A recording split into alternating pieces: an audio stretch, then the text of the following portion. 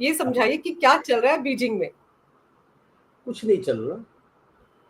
Trump को डराया जा रहा है कि भाई तू अकेला पड़ रहा है। जब भी आजकल वो ट्वीट निकल रहा है कि ट्रंप ने बोला है ईयू को भी कि टैरिफ लगाइए। हिंदी पिक्चर की एक स्टेटमेंट है, प्रेम चोपड़ा ने बोला था, नंगा नहाएगा क्या निचोड़ेगा क्या। उनकी आर्थिक मंदी इतनी है ईयू की, एक एक करके कंट्री रिसेशन फेस कर रहे हैं। कल ही रिपोर्ट आया था कि France is looking at loan from IMF, so much for being in global north. Germany, मैं सुन रहा था इनके चांसलर को, मर्ट्स को, उसने तो खुल के कह दिया कि पिछले 3 साल से हम रिसेशन में, और 180 डिग्री टर्न कर गए दोनों, France and Germany. They have refuse to help Ukraine. US को बोल दिया जो देना है, जैसे देना है, अपना पैसा दे दो। टैरिफ सब तरफ किया है। इस माहौल में मोदी जी पहुंचे हैं त्यांजिन एससीओ मीटिंग के लिए, शी जिनपिंग से बात करने के लिए। There is a big issue there. और ये चीन का आदत है, जैसे जैसे वो सोचता है कि उसका कॉम्प्रिहेंसिव नेशनल पावर बढ़ गया है, तो गोल पोस्ट शिफ्ट कर देता है। तो अगर आज आपसे साइन किया है कोई एग्रीमेंट, आज से 15 साल बाद जो बंदा होगा वो बोलेगा नहीं यार उसने गलती कर दी थी, ये छोड़ो, लेट अस स्टार्ट अफ्रेश। तो तो भरोसा कौन आपके हिसाब से चीन पर भरोसा करने की गलती भारत को कतई नहीं करनी चाहिए। लेकिन जहां कतई तक मैं नहीं सुन रही की। थी कि व्यापारिक रिश्ते ही होंगे। सर, मैं आपको वापस चाइना की तरफ ही लेकर आना चाह रही हूँ। वहां पे फोटो सेशन वगैरह भी हो रहा है। लेकिन मेरे को ये समझाइए कि जो वहां पर मुलाकात हुई है या एससीओ सबमिट हो रहा है, कल पुतिन के साथ मुलाकात होगी। डोनाल्ड ट्रंप जो नजर नहीं आ रहे हैं कहीं अमेरिका में, कहा जा रहा है कि कहीं शायद छिप कर बैठे हैं या कहीं बिजी हैं या लापता हो गए हैं, उनको क्या मैसेज आ रहा है? उनको तो उनके दिल की कोई फर्क धड़कनें नहीं गई। यार, तू हमारे तरफ से तू 5000% भी टैरिफ लगा दे, कोई फर्क नहीं पड़ता, क्योंकि सब आपके साथ। देख लो मैसेजिंग कितना स्ट्रांग था। मोदी जी के लैंड करने के एक दिन पहले जो नेगोशिएटिंग टीम जापान की यूएस जानी थी, जाने से मना कर दिया कि आपके टैरिफ और ये इन्वेस्टमेंट और प्रॉफिट शेयरिंग में हमें शंका है, हम नहीं आ रहे बात करने। इससे बड़ा मैसेज चाटा क्या मिल सकता है ट्रंप को? अब उनको ये डर है कि रशिया, चाइना, इंडिया मिल गए, उखाड़ देंगे। बिकॉज इतना आप पॉपुलेशन, आपके रिसोर्सेस, आपका जीडीपी इतना हाई है, उनको तो वही डर है। ये एससीओ में सेंट्रल एशिया आता है, इनकी नज़र सेंट्रल एशिया में है कि वहां से तेल निकालो।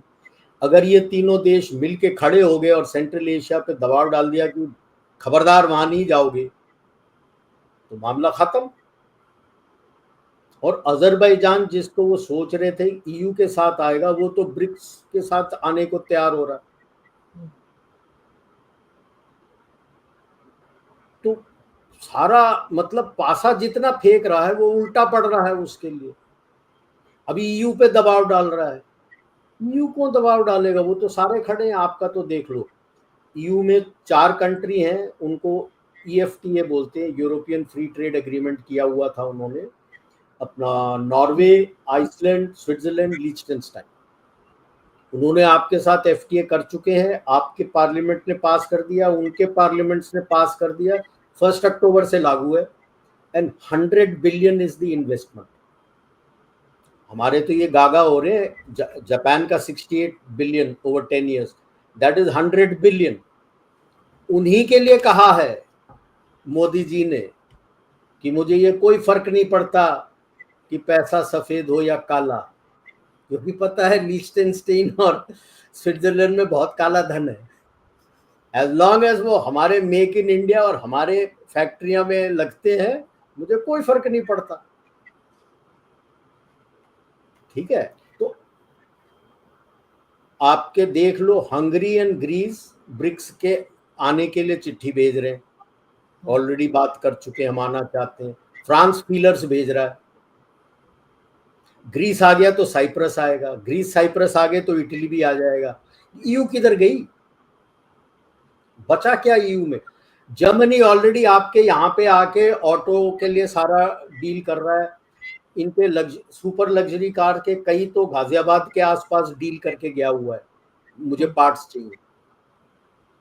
यूएस में नहीं बनाएगा, जो यूएस में बनता था वो इंडिया में बनेगा, बिकॉज यूएस से बना के अपने पास लेके आएगा, भेजेगा, it will become very expensive. So इन्हें SEO is a messaging which is going on, and उसमें रशिया और इंडिया का क्या डील होता है, और क्योंकि लेकिन अरे लोग जाके बात कर चुके हैं। खबर ये आ रही है कि उसके पहले जब टैरिफ दिया था, हम 1.3 बिलियन बैरल्स खरीदते थे, अभी 2 बिलियन हो चुका है। अभी आप लॉन्ग टर्म एग्रीमेंट पे जा रहे हैं 10 इयर्स के लिए टू बाय हिज क्रूड। अब उसी को लताड़ने के लिए वो खबर निकली है ना कि India is the largest seller of diesel to Ukraine. कि ये मोदी की लड़ाई है, बिल्कुल दोनों साइड को हम दे रहे हैं। तो हाँ, यानी ये जो इनकी सोच अभी भी मतलब दबे हुए हैं। इनका प्रॉब्लम ये है, आज के तारीख में चाइना में कौन आने वाला है। 3 सितंबर को इनका परेड होता है, victory over Japan. I really don't know यानी कितना झूठ बोलेगा एक देश। जापान के अगेंस्ट कम्युनिस्ट पार्टी लड़ा ही नहीं था। अगर किसी को सेलिब्रेट करना है तो रिपब्लिक ऑफ चाइना, ताइवान ने सेलिब्रेट करना है, क्योंकि कम्युनिस्ट पार्टी ऑफ चाइना ने उनको क्लियर, रशिया ने उनको क्लियर बोल दिया था। इन्होंने कोशिश की थी अर्ली 30s में, इतने बुरी तरह पिटे थे, तभी वो लॉन्ग मार्च होके नॉर्थ शांजी प्रोविंस की तरफ माओ लेके गया था। वहां से उनको बोला था, ऊपर क्यों गया? Proximity to Soviet union.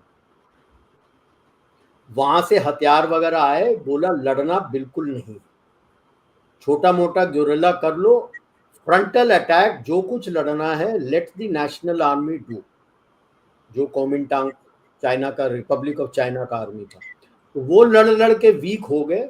हथियार जापानीज का बल्क इसने सोवियत यूनियन ने कम्युनिस्ट पार्टी को दिया। That is how they won the civil war. और वो सेलिब्रेट कर रहे हैं विक्ट्री ओवर जापान। जापान से तो लड़े ही नहीं थे। बी दैट एज इट में, प्रॉब्लम ये है, शी जिनपिंग की health is quite bad, very bad. I was otherwise this meeting आज was slotted only for half an hour, it went for 1 hour। आप शी जिनपिंग का शक्ल देख लो, यानी कुछ नहीं है, यानी देयर इज नो एक्सप्रेशन। हाँ, बिल्कुल एक्सप्रेशनलेस, जैसे खड़ा कर दिया जाता है किसी बुत, वैसे खड़े थे। उसको तो पता है कुछ दिन का मेहमान है, कब तक रहेगा, क्या रहेगा उसे। सी PLA में उसका जो ब्लड ब्रदर बोलता था, जो वाइस चेयरमैन है CMC का, जनरल थांग यूजिया, दोनों के फादर इकट्ठे पर्ज हुए थे। So they had become virtually outcast. थांग यूजिया शी जिनपिंग से बड़ा है, तो उसको बड़े भाई जैसे उसको संभाला था। लेकिन शी जिनपिंग तो जब पावर में आ जाते हो, 10 साल सुप्रीम पावर थे, तो पावर करप्ट, तो उसको डर लगने लगा था कि ये ताकतवर है, क्योंकि इसकी पकड़ PLA पे काफी थी। तो उसके प्रोटेजी जो डिफेंस मिनिस्टर था ली शांगफू, उसको टच किया। तो जब उसको टच किया, मैंने तभी कहा था या तो शी जाएगा या चांग यूजिया जाएगा, दोनों में से एक।